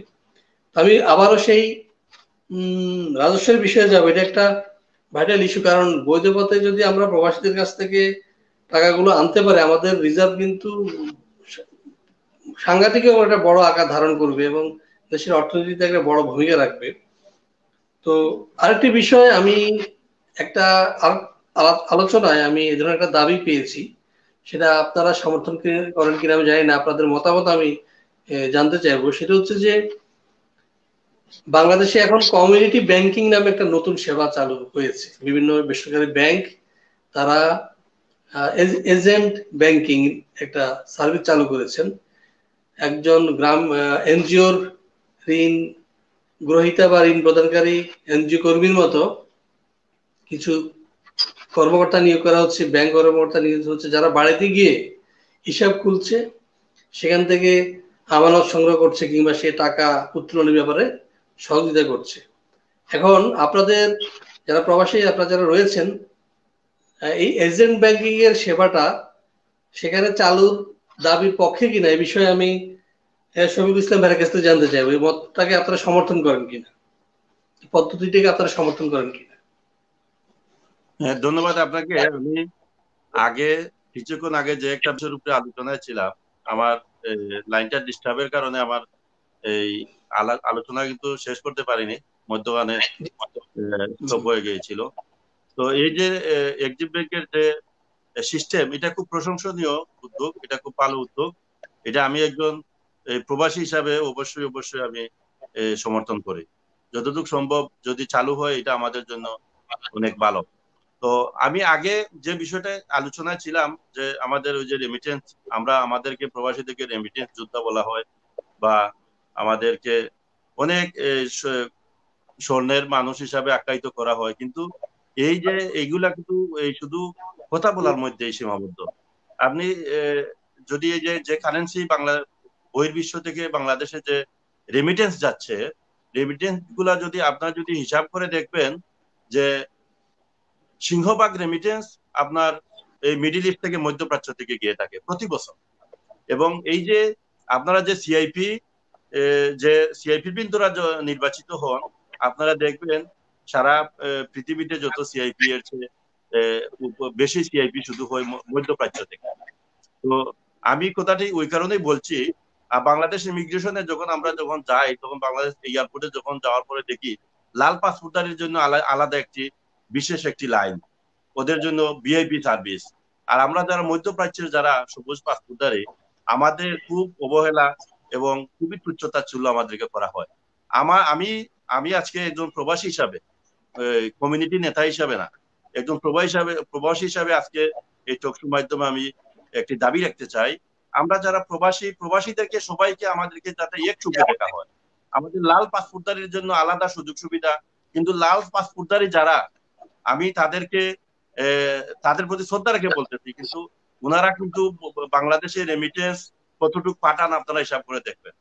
এই মধ্যপ্রাচ্যের প্রবাসীরাই প্রকৃতপক্ষে বাংলাদেশকে ভালোবাসে, এবং তারা যতদিনই প্রবাসে থাক, 10 বছর 15 বছর 20 বছর পরে কিন্তু তাদের শেষ ঠিকানা বাংলাদেশ। কিন্তু লাল পাসপোর্টধারী যারা বা ইউরোপ আমেরিকাতে যারা বসবাস করেন, ওনাদের শেষ ঠিকানা কিন্তু বাংলাদেশ না। ওনারা ওই ইউরোপ আমেরিকায় ওনারা সেটেল হয়ে যাচ্ছেন, ওনাদের ভবিষ্যৎ প্রজন্ম বাচ্চা কাচ্চা সবাইকে ওইখানেই সেটিং করে ওনারা ওইখানেই স্থায়ী বাসিন্দা হয়ে যাচ্ছেন। বাংলাদেশে কিন্তু ওরা অদূর ভবিষ্যতে ওনাদের বাংলাদেশের সাথে সম্পৃক্ততা থাকবে না। কিন্তু মধ্যপ্রাচ্যের প্রবাসীরা তাদের শেষ ঠিকানা বাংলাদেশ। সেই হিসাবে আমি বাংলাদেশ সরকারের প্রতি বিনীত অনুরোধ করব যে মধ্যপ্রাচ্যের প্রবাসীদের প্রতি সুনজর সুদৃষ্টি দেওয়ার জন্য, এবং এই প্রবাসীদেরকে কিভাবে মধ্যপ্রাচ্যে টিকিয়ে রাখা যায়। আজকে দীর্ঘ 8 বছর ভিসা বন্ধ, ভিসা খোলা সম্ভব হচ্ছে না। আজকে ভিজিট ভিসা খুলে দিচ্ছে, ভিজিট ভিসায় লোক এসে এখানে লিগেল হতে পারার সুবর্ণ সুযোগ। ওই জায়গায় বাংলাদেশে এয়ারপোর্টে লোক আসতে দিচ্ছে না, কিন্তু দিচ্ছে। আমি আজকে টকশোর মাধ্যমে আপনাকে জানিয়ে দিতে চাই, বিষয়টা আপনার জানা থাকলে আপনি ঊর্ধ্বতন কর্তৃপক্ষের সাথে আপনাদের কথা বলতে সুবিধা হবে। যখন একটা লোকের এগেনিস্টে, একটা লোকের বিপরীতে 50,000 টাকা, 60,000 টাকা, 70,000 টাকা যখন এই ঘুষ দেওয়া হচ্ছে, তখন ওই লোক জামাইয়া ধরে, ওই প্যাসেঞ্জারটাকে জামাইয়া ধরে বোর্ডিং পাস থেকে শুরু করে ইমিগ্রেশন পাস করে বিমানে আনিয়ে তুলে দেওয়া হচ্ছে। মিনিমাম 50,000 টাকা দেওয়ার পরে উপরে 1 লক্ষ টাকা পর্যন্ত দেওয়া হচ্ছে। আর যে লোকটা তার সবকিছু বৈধ কাগজপত্র আছে, সে কেন টাকা দিবে? সে যখন বলতেছে আমার সবকিছু বৈধ, আমাকে যে দেশে ভিসা দিছে আমাকে যদি ওই দেশের রিটার্ন করে আমার তো কোনো আপত্তি নাই, কিন্তু আমাকে যেতে দিচ্ছে না কেন? ওই প্রশ্ন যাদেরকে করতেছে, ওদের পাসপোর্টটা ওনারা কেড়ে নিয়ে পাসপোর্টের মধ্যে একটা লাল স্টাম্প মারে, ওনাদেরকে বাইর করে দিচ্ছে, পাসপোর্টটা আটকিয়ে দিচ্ছে। ওরা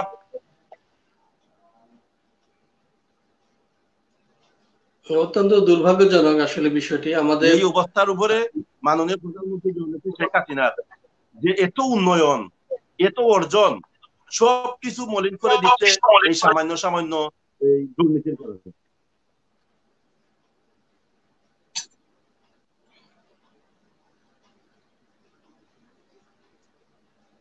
আমরা জি, শুনতে পাচ্ছেন আমাকে? জি, শুনতে পাচ্ছি, আপনি কন্টিনিউ করেন। জি, শফিকুল ইসলাম ভাই, আপনি আপনার বক্তব্য চালিয়ে যান।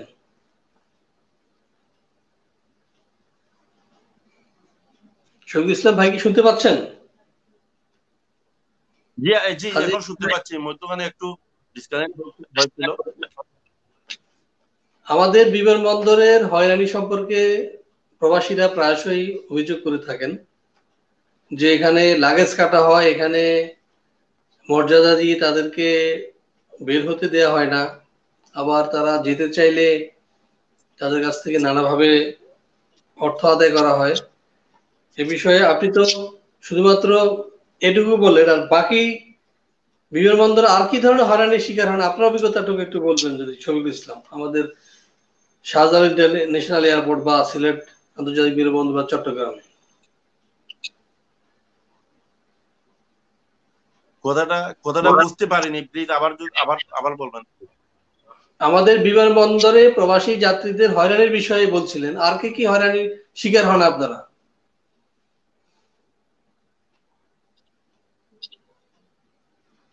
জি জি, কথাটা আপনার বুঝতে পারিনি, আবার বলেন।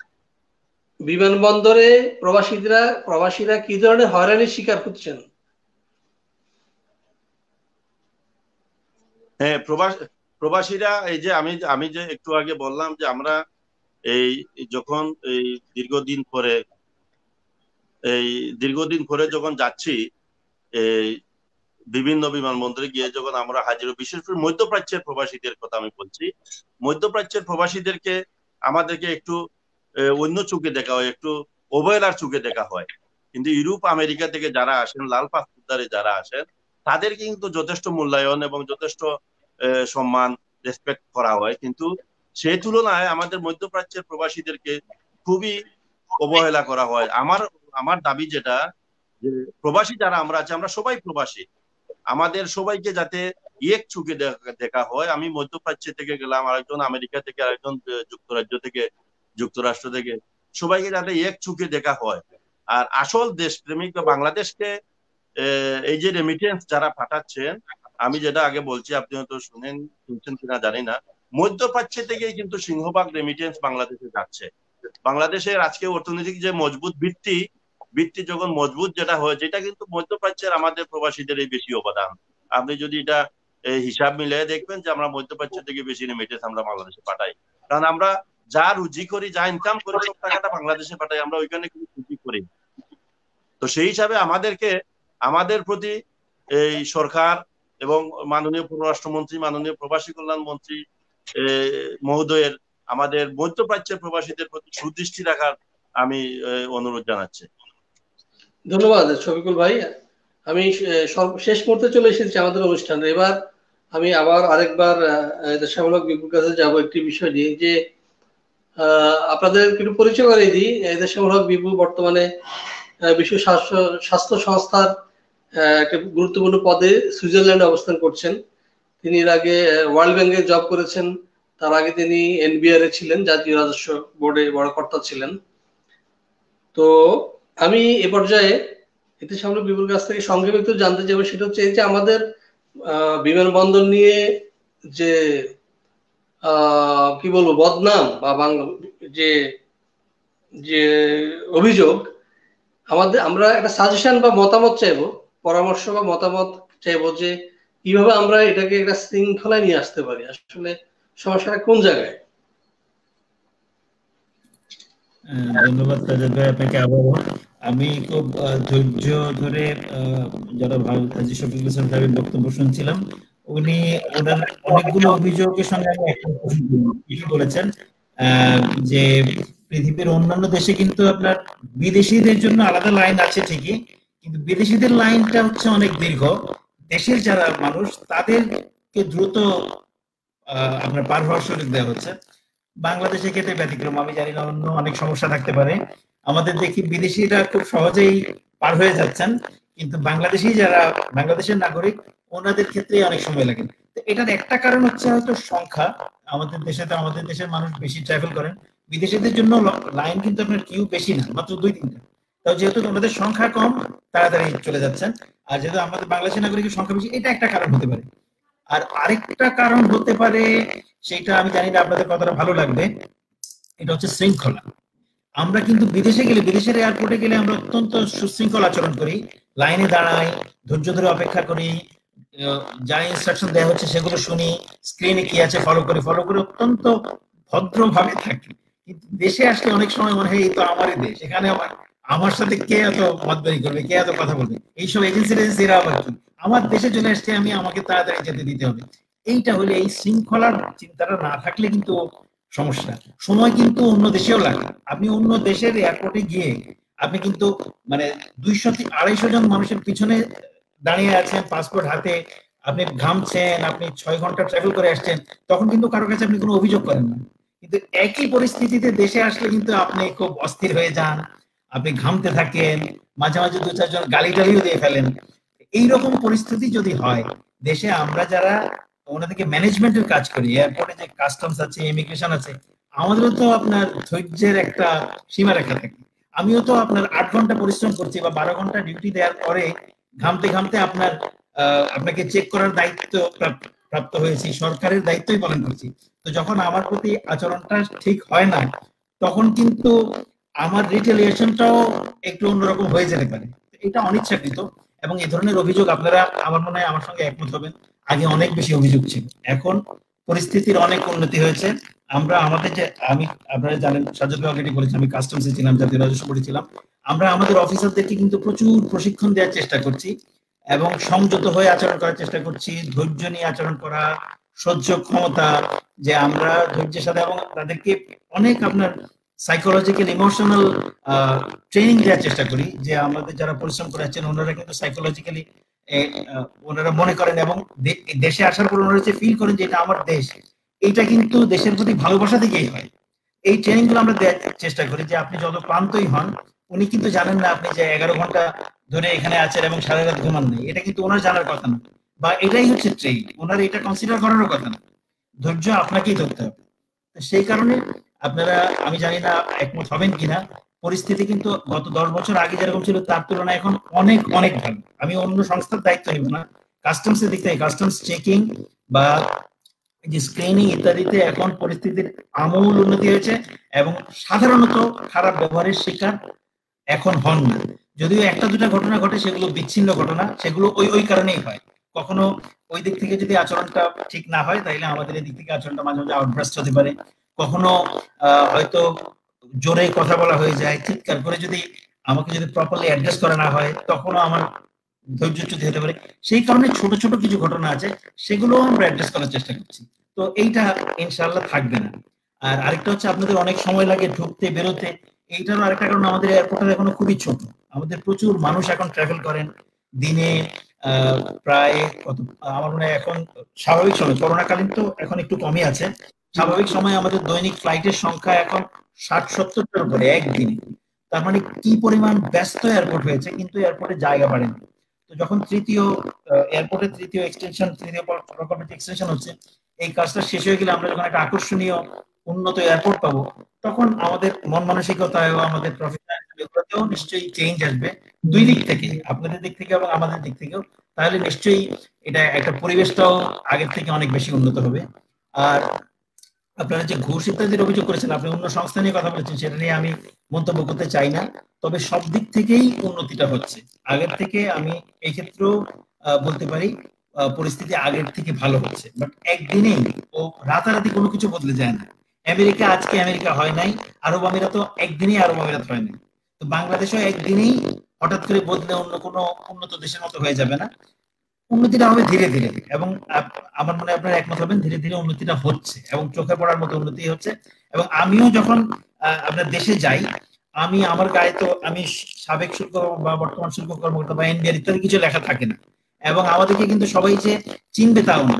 আপনাদের মতো আমিও নিজের পরিচয়টা গোপন রেখে বোঝার চেষ্টা করি যে আসলে পরিস্থিতিটা কি। এত যে অভিযোগ শুনি হয়রানি, কিছুটা সত্যতা আছে, বাট এখন পরিস্থিতি আগের থেকে অনেক ভালো হচ্ছে। আমি খুশি হব আপনারা স্থিতিটা মেনে নেন, এটাই কিন্তু সত্য। আমি প্রায় প্রতি আপনার 1 বছরে 8-10 বার বা কখনো আরো বেশি বার দেশে ফিরি বিদেশ থেকে। তো এইটা কিন্তু আমিও খুব গভীরভাবে লক্ষ্য করার চেষ্টা করি যে আসলে পরিস্থিতিটা কি হচ্ছে। তো নিশ্চয়ই আমরা সবার একসাথে অংশগ্রহণ লাগবে আপনাদের দিক থেকে, আমাদের দিক থেকে, সবার। এটা একটা টিম হয় এবং এই টিমের আপনিও মেম্বার, আপনিও পার্টনার, আমিও পার্টনার। তো সবাই মিলে যখন পরিবেশটা ভালো রাখার চেষ্টা করব, তখনই পরিবেশটা ভালো থাকবে।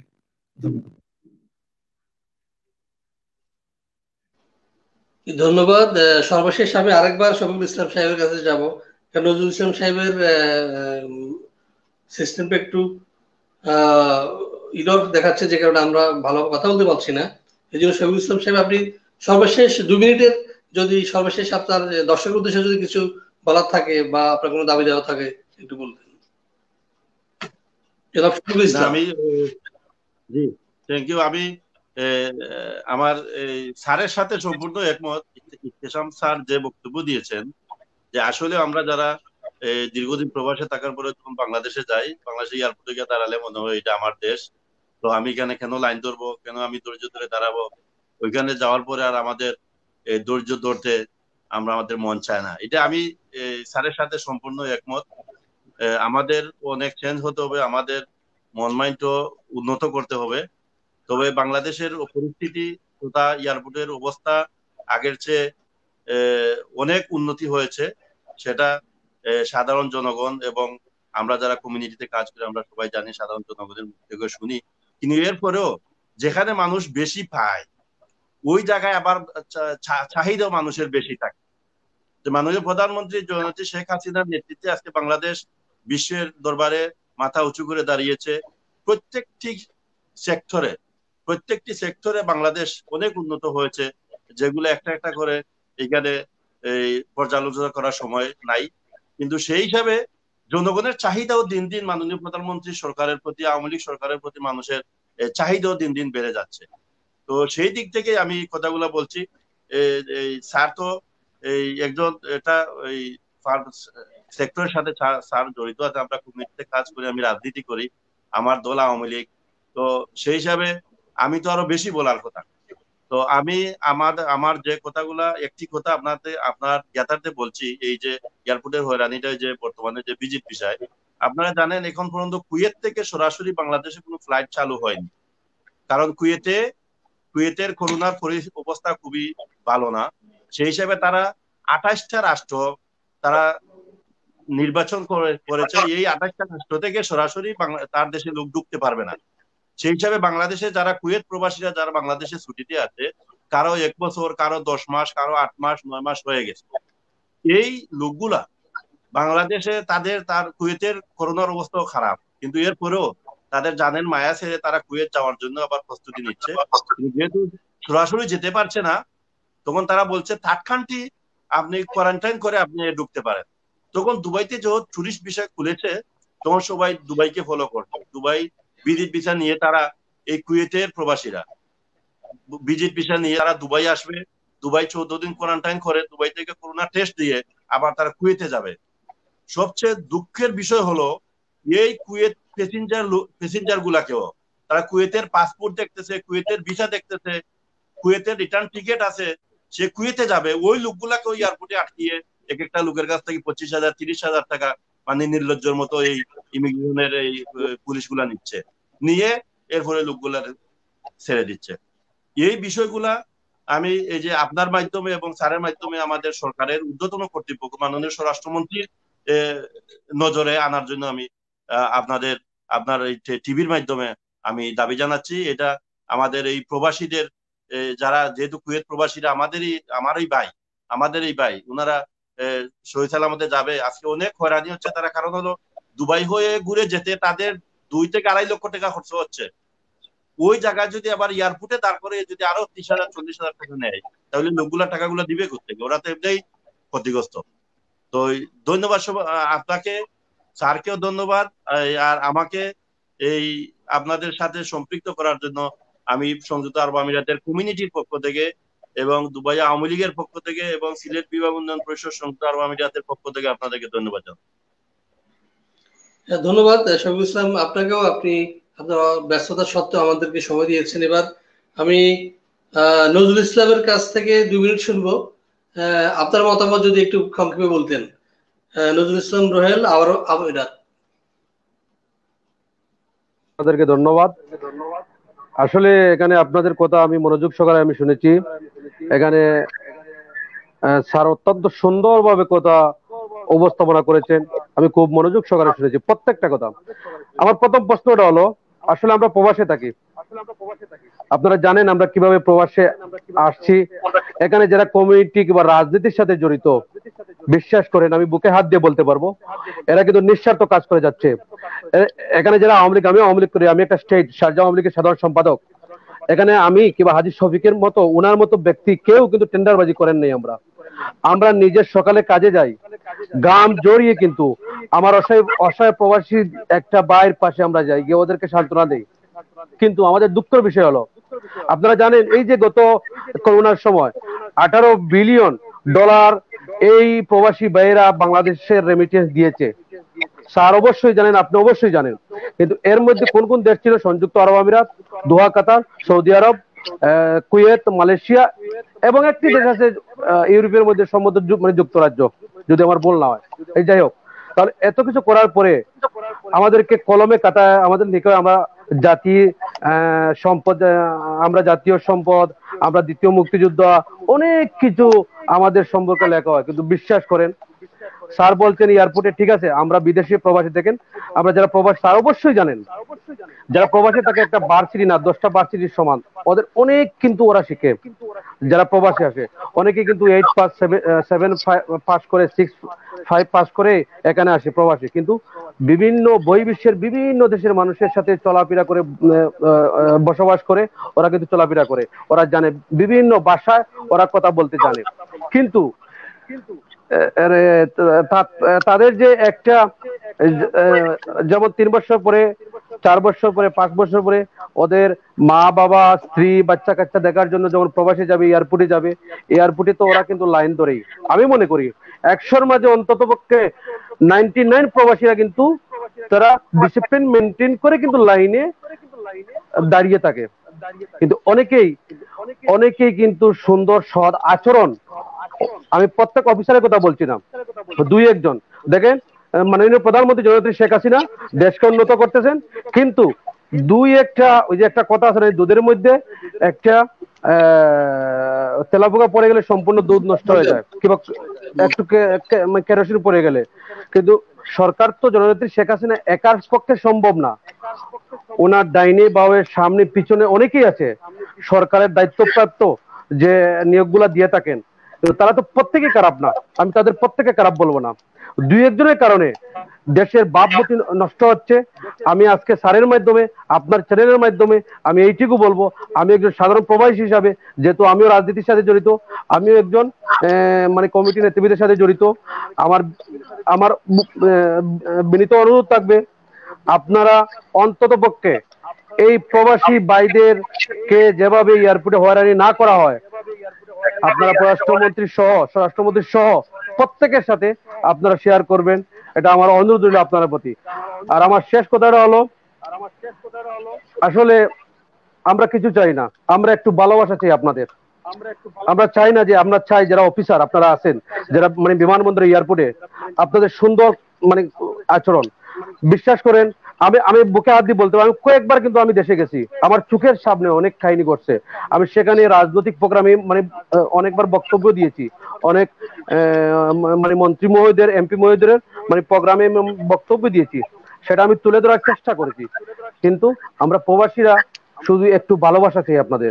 বিশ্বাস করেন, আমরা কোনো সরকারের টাকা চাই না, আমরা কোনো সরকারের আমলাতে যারা আছেন তাদের আমরা ভালোবাসা চাই, আমরা কিছু চাই না।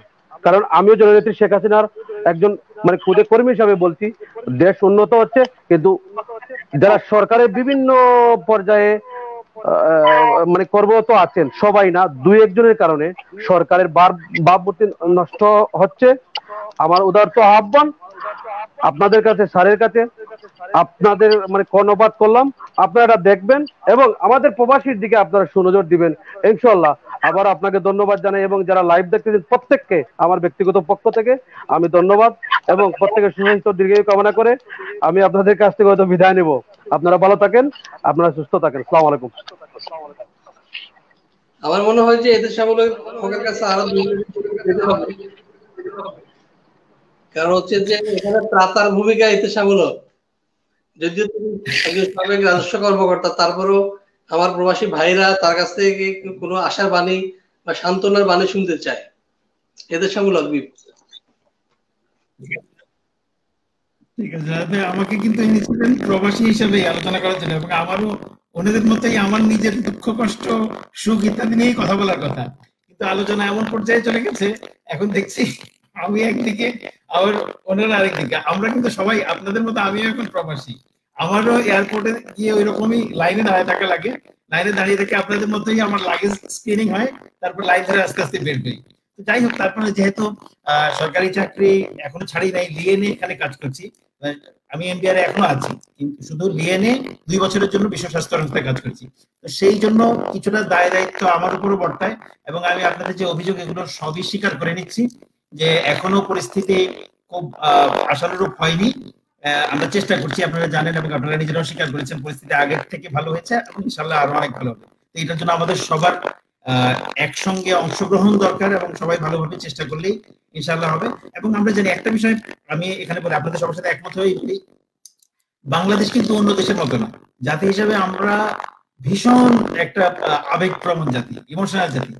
নজরুল সাহেব এই মাত্রই বললেন, শফিকুল সাহেবও বলেছেন যে দেশে যাওয়ার পরে আমরা মনে করি এটাই আমাদের দেশ, এটাই আমাদের ভালোবাসা, এবং আমাদের এই জন্য চাহিদাও বেশি। অত্যন্ত সত্য কথা। এবং আপনাদের এই যে ভালোবাসা, এই যে চাহিদা, এই যে আমাদের কাছে একটু বাড়তি চাওয়া, এটাকে আমরা সম্মান করি, এবং সেটা আমরা মেটানোর জন্য প্রস্তুত, এবং সেই চেষ্টাই আমরা করি। কিন্তু আপনারা জানেন ওই সবার মেজাজ, সবার পারিবারিক শিক্ষা, সবার হচ্ছে মেন্টালিটি একরকম না, সবাই এক একজন এক একটা ব্যাকগ্রাউন্ড থেকে আসে। সবাই কিন্তু, আমরা কিন্তু অন্য গ্রহের মানুষ না, আমরা কিন্তু আপনার ভাই, আপনার বন্ধু, আপনার গ্রামের ছেলে।